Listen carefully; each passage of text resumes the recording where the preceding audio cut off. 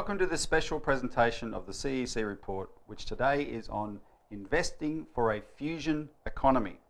I'm Robert Barwick, and I'm joined today by the CEC's resident engineer, Jeremy Beck. Welcome, Jeremy. Thanks, Robbie. All right. Today we are talking about this subject because if you know anything about the economy, it all starts with energy, right? The energy is the be-all and end-all, and without energy you can't do anything, right? So, you know, the progress of mankind over the history of humanity is a progression of our ability to tap into energy sources and put them to use to be able to support our living standards, right? So we now live in a world, Jeremy, where we have widespread oil and coal as sources of energy. We know how to use nuclear power, and it's very well established, and you and I have done this CEC reports on nuclear power before. People can look them up. Greenies are in the ascendancy though, and they are, in the name of global warming, they're hammering things such as solar power and wind power, right? But what we want to talk about today is a special form of power called fusion. And just before I turn to you, I want to highlight this. People can look for copies of online, which is a LaRouche Pack publication called Nuclear Nawapa 21, Gateway to the Fusion Economy, recently released by the 21st Century Science and Technology people in the United States. You can look that up. And it's an initiative that Lyndon LaRouche, the American political economist, has come up with to promote the idea that the future of the world really hinges on our ability to master fusion technology. So that's what we're going to talk about today. And we've got Jeremy here to help us understand these ideas. So Jeremy, let me turn to you now. The easiest question is, what is fusion? Right, well, it's a nuclear process. Normally we see fission as the source of nuclear power. You have reactions with uranium and so forth. There's also thorium that could be used for a fission process. But fusion is where the atoms are joining, whereas fission is where the atoms split apart. Now with fusion you have lighter atoms such as hydrogen and helium, and they fuse to form heavier elements, whereas fission is where the heavier elements, they break apart, or you drive a neutron into them and they split and break up and you get energy release. With fusion you also get energy release, in fact you get a lot more, and that fusion process can be utilised for all sorts of things, which we'll discuss later on today. I understand that the source of the fuel for the fusion is much more common than fission. Mm-hmm. You get it out of seawater, is that right? Exactly. Well, seawater contains hydrogen, water's H2O, there's sorts of atoms called isotopes, and they're basically variations on an atom. You have more neutrons in one sort of an atom than others, and they're called different isotopes. So you have hydrogen with a proton, and hydrogen always has one proton, but sometimes you can have another isotope and you have another neutron, or maybe two neutrons. So you'd have deuterium or tritium, two different forms of isotopes of hydrogen, and you can fuse hydrogen elements or isotopes together to form helium, and there's an enormous amount of energy release. Now, people have probably heard of the equation E equals mc squared. That's Einstein's equation. Well, that's the energy equals mass times the speed of light squared, and that's the sort of energy release you get. Basically, you have your fusion process and you'll get a tiny little bit of mass loss and an enormous amount of energy release. Now, Jeremy, from my understanding, we know fusion works because we've already perfected it in the form of hydrogen bombs or thermonuclear bombs. They are fusion bombs. So what we're talking about, though, is the peaceful application of fusion power, being able to control that, and that's quite a challenge, isn't it? Yeah, it is, particularly because you have extremely high temperatures involved, and any regular containment would melt. So usually they, in the experimental... when you say high temperatures, you're talking about millions of degrees. Oh yeah, very, very high temperatures. In the experimental physics that's undergoing right now, they're containing this fusion reaction in a magnetic field, so there's no physical contact of any surface on the outside. But you need an immense power source for that magnetic field. Yeah, and it produces far more power than you input. Yep. Well, certainly we haven't totally mastered the process, but we need a lot more money into the research and development so we can master that. But we do know the principle exists, and we know that the sun is one big fusion reactor that's fusing hydrogen to helium, and we've just got to utilise that. Now, we currently have fission reactors that use uranium. We've also been promoting thorium on this show. I think over the number of years we've been pushing for thorium power, which is another sort of fission reaction, but this is different. This is fusion where the atoms join and you get much, much more energy out of it, and there's all sorts of exciting applications that we can use. Yeah, there was a famous photo once taken, I think at the Lawrence Livermore Laboratory in the United States, where it was a quirk, a fluke, because the camera on a certain speed setting was able to capture this little burst of a successful fusion reaction that was contained, but it was so quick that they couldn't have caught it deliberately by taking a photo of it. It just happened to capture it, and it's quite a spectacular picture of blue arcs of almost lightning, etc.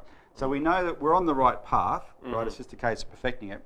But let's talk some sort of practical details. What is the advantage of fusion over the other alternatives of sources of energy?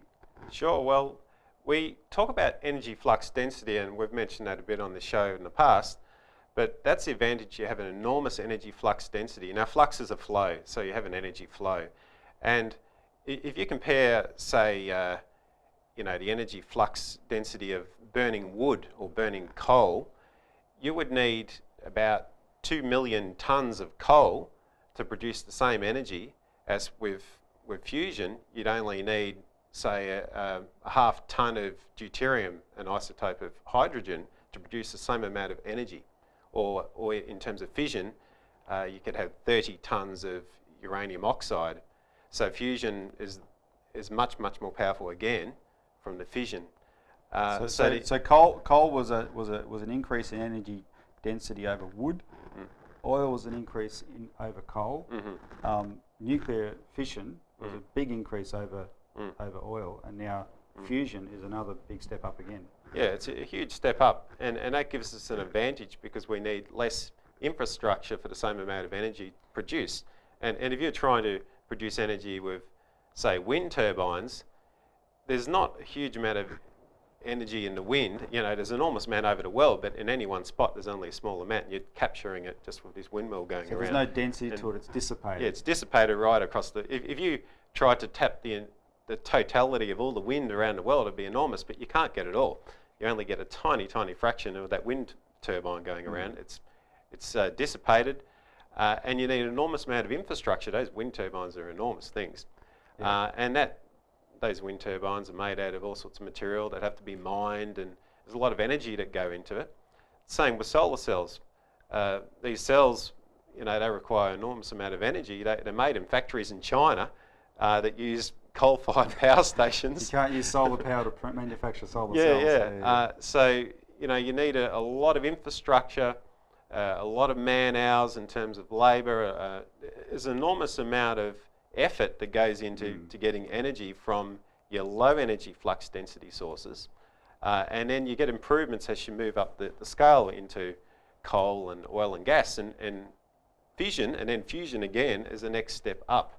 So it's a huge advantage. I mean, there's a lot of promotion of solar power nowadays, and some of it looks quite impressive, but what they do in Saudi Arabia or whatever, you get to see these huge solar arrays, and they can focus the power and on mirrors, and it looks really spectacular. But what they can't get away from is the fact there's a certain amount of energy that the sun puts at the surface of the Earth, and the solar, if it gets to 100% efficient, will never go beyond that, right? And at its 100% efficiency, it couldn't compete with what we're talking about with fusion. It's interesting you point out that, because with all these solar collectors and these mirrors, what we're trying to do is have that energy flux density. We're trying to concentrate into this tiny spot. But think about all of that infrastructure required to do that, all those mirrors and the motors to direct the mirrors and turn it around. There's an enormous amount of infrastructure required. But with fission and fusion better still, you already have this concentrated energy source there and there. So you don't have to invest in all this complicated infrastructure to get that sort of amount of power. Yeah. So, and it's, all that infrastructure, not that infrastructure is bad, it's great, but when it comes to producing energy, you want the most out from the least input, and that's how you define progress, and that's energy flux density. All right, well, let's take a break, Jeremy. When we come back, we're going to talk about specific fusion technologies and how they would improve our lives.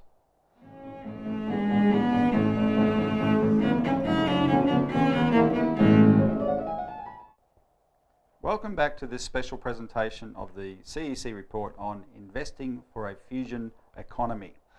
So, Jeremy, before the break, we were discussing, how fusion technology works, right? The principles of it, and this question of energy flux density. Let's now talk about specific technologies that mastering fusion will allow us to develop. So, how would fusion be used for electricity and the use of magnetohydrodynamics? And you may as well explain what magnetohydrodynamics is while you're at it. It's a technology which has been known about for some decades, although we haven't really implemented it on a significant scale at all. It's more in the research and development phase, but it's something that allows us to obtain power directly rather than through mechanical means. Right. You could do it through a plasma. Now, people may not know what a plasma is, but it's a different form of matter. You have solid, liquids, gases, and plasma is another state of matter again, where... And they're usually superheated, right? Superheated. Yeah. Where you have the atom's got a nucleus, you've got your protons and your neutrons, and then you've got your electrons buzzing around. Well, a plasma is where it's all disassociated, so you don't have that typical structure of an atom with the electrons buzzing around. So with the magnetohydrodynamics, you obtain energy directly from that plasma. You don't have any moving parts, such as a steam turbine. Now, with a conventional coal-fired power station, you generate the electricity by you burn the coal, that produces heat. That heat boils water and produces steam, and that steam rushes past the turbine that spins around.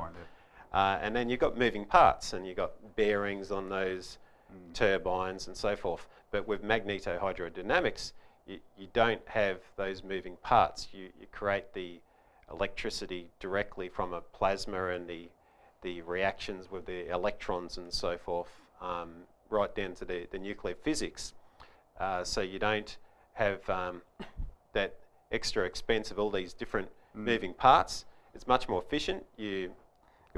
So you take the fact that fusion gives you a lot more power anyway, a lot more energy anyway, and then on top of that you add this massive increase in efficiency, because in all processes there's a lot of wasted energy from the mechanical process, and you can really reduce that. Definitely. Well, with a typical thermal engine, whether it's your car engine or a coal-fired power station, by far most of that heat energy gets lost. And you look at your car, you got the engine, it's all hot and radiating all this heat off. Only a small percentage gets converted into the mechanical energy that turns the wheels. It's around about 30 to 40%. 40% is actually quite efficient in terms of that sort of a process. But with the magnetohydrodynamics, you can really increase that, so you get most of the energy. So you'd be probably doubling it, perhaps. Yeah, right. All right, well, let's talk about the one that I regard as my favourite, which is an idea called the fusion torch, which greenies should love. Well, with all these landfills that we have today, people say, we're filling up these valuable spaces with our rubbish. Well, actually, this so-called rubbish could be, an enormous resource, because you can throw this rubbish into a fusion torch, which heats it up at superheated temperatures and separates out all the different component isotopes or elements.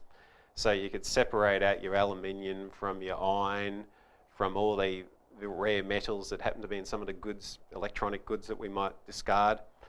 So there'd be a lot of valuable material left in our landfills that we could throw into this fusion torch. Yeah, now this would be attached to a fusion reactor, right? So Yep. like a fusion reactor that would be built to power a city. Yep. You'd attach this fusion torch to it, which is the dump trucks would reverse up and dump all the rubbish in there, and it'll be structured so it can the actual reaction inside does this separating. It's not a mechanical thing, and you can spit them out the other end in these pure elements. Yeah, well, the advantage is you don't have to employ people, separating out the glass bottles from the aluminium cans from the cardboard and all this time-consuming process. You just dump it into this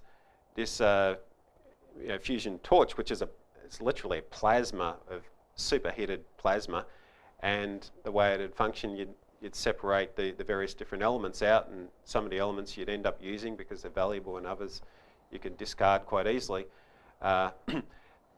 You could even put seawater through it. You could put all sorts of feedstocks from industrial processes through it. You could extract those elements that are sort of just sitting in these things dissipated, and you could extract them all in a very efficient way. Yeah, you could extract various different elements that you want in particular, or you could use byproducts of nuclear so-called waste, which is not really waste, it's a valuable resource from your regular uranium fission reactions, and then the byproducts could be put through the fusion torch.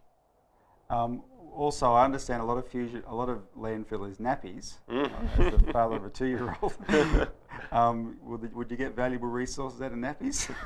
Who knows? Well, You could try.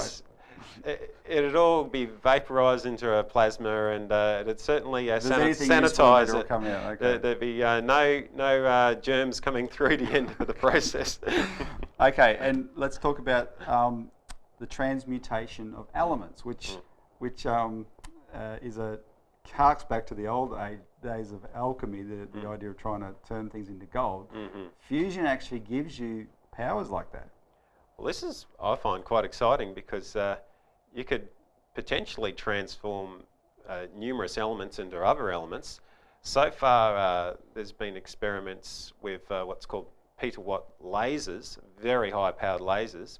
They give an enormous burst of energy, and they've been able to turn gold into platinum.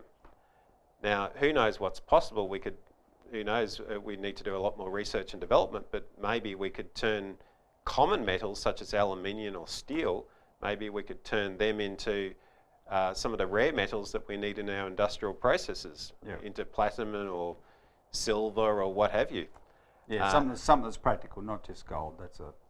Well, yeah, gold could be used in electronics. Of course, people think gold has some monetary value, but really, we're talking about the physical economy here, and a lot of these rare earth metals have enormous potential in industrial chemical processes.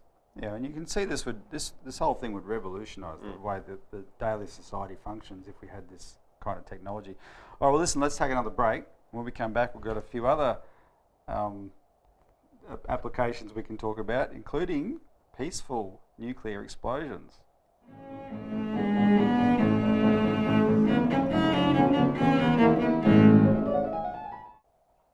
Welcome back to the CEC report, where we're talking about investing for a fusion economy, and I'm with the CEC's resident engineering expert, Jeremy Beck. So Jeremy, we've been discussing a few of the applications of fusion power. We've got a couple others to go through which are fascinating, and the next one I want to ask you about is peaceful nuclear explosions, where you can actually take this power and save a lot of money on bulldozers and backhoes, I imagine.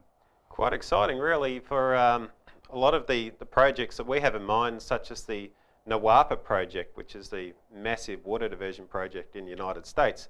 We could do the same thing here in Australia, building the Bradfield scheme, the Clarence River scheme, a lot of these water projects where you may need to move a lot of soil and rock and so forth away, and using the conventional techniques of bulldozers and earth-moving equipment is quite slow and energy intensive, it takes a long time. Yeah, and with peaceful nuclear explosions has enormous potential. They have done some experiments, and this is not new technology. Back in the 1960s, the US government was looking at it, and they had a plowshare program where they conducted a number of tests. The advantage with fusion is you reduce your radiation impact, everyone would be worried, oh, an outdoor nuclear explosion, what's that going to do? Yeah. But you can reduce the nuclear radiation down to levels which are not harmful at all, and it has potential for ports, canal building, shaping whole terrains of mountains. You could virtually blow up a mountain or hill. We could use it in building. Jeremy, I'm just worried that the friends we made among the green movement by talking about the fusion torch in the previous segment, we've probably just lost them now. Yeah, well, but this goes to the heart of, you know, as human beings, our nature is where we can master nature, right, and we can shape it to our will. As much as people don't want to hear that, we can, and if you're doing it for the common good, you should, and this gives us a real capacity to do that. Yeah, for sure, and it could also be used for tunnelling as well. You know, there's a lot of applications where the nuclear power can sculpt whole terrains and move mountains. All right, and then finally, a fascinating application is in space travel, because this gives you, space is such a big area, right? And you know, we either stay here on Earth and just, you know, suck our thumbs, or we go and explore the place. But you're going to need really good sources of energy to do that, and this is like custom made for space. For sure, with the regular chemical rockets, you can only fire them for a relatively short amount of time, and then you're just drifting in space. Because if you kept firing, you wouldn't have enough fuel. Yep. With a nuclear-powered rocket, or particularly a fusion rocket, you can emit the exhaust material at incredibly high speeds, so you don't have to emit as much mass to get the same thrust forward. And this is using the same principle we talked about before, where it's not the mechanical process of the creating a chemical combustion using the heat from fusion. It's actually the direct fusion process emits the material that becomes your propulsion. Yeah, you can emit. Well, there's proposals that NASA's been looking at where they could emit some ionized lithium. But there's a lot of different proposals, ion rockets and so forth. But the general principle is you could keep the motors, if you want to call them that, firing non-stop for many, many months, which you couldn't think about doing that with a chemical rocket. And potentially even go to Alpha Centauri. Now, it might take 2 decades, but who knows what's possible for future generations. Yeah, because if you're if you're burning your motor, you can accelerate. And the importance of that, isn't it, that you can, by accelerating, you can control the acceleration, so you replicate the equivalent of Earth's gravity when you're traveling, and that can allow you to both travel fast, but in comfort that we humans are used to. Yeah, the body doesn't behave too well in zero gravity, so yeah, for sure, it reduces the time and gives you that feel of gravity. You know, we could get to Mars in a week, whereas it'd take months with conventional chemical rockets. Yep. So, you know, there's a lot of exciting opportunities there, and who knows what's possible for coming generations, but we've got to invest in it right now to make it happen. Yep. All right, well, we're running out of time, but this has been a discussion on investing for the fusion economy. Like I said, we might have won some green friends over and lost some green friends in the discussion, but you can't be afraid of technology per se. You need to actually look at it. And what we've found, Jeremy, as you know, is most Australians got pretty brainwashed about anything nuclear. Once you explain how the technology works, though, it can take some of that fear away. So look it up, get yourself a copy of this report we're talking about, but we have to leave it there. So that's been a special presentation of the CEC report.